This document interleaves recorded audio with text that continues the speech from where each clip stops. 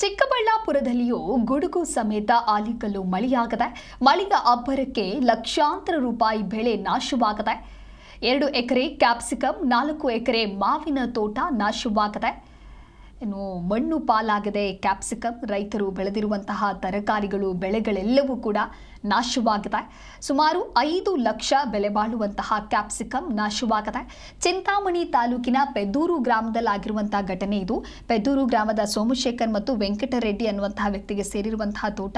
ಚಿಕ್ಕಬಳ್ಳಾಪುರ ಜಿಲ್ಲೆಯ ಚಿಂತಾಮಣಿ ತಾಲೂಕಿನ ಪೆದ್ದೂರು ಗ್ರಾಮದಲ್ಲಿ ಆಗಿರುವಂತಹ ಗುಡುಗು ಸಮೇತ ಆಲಿಕಲ್ಲು ಮಳೆಗೆ ರೈತರು ಬೆಳೆದಿರುವಂತಹ ಬೆಳೆಗಳೆಲ್ಲವೂ ಕೂಡ ನಾಶವಾಗಿದೆ. ಹಾಗಾಗಿ ರೈತರು ಕಂಗಾಲಾಗಿ ಹೋಗಿದ್ದಾರೆ.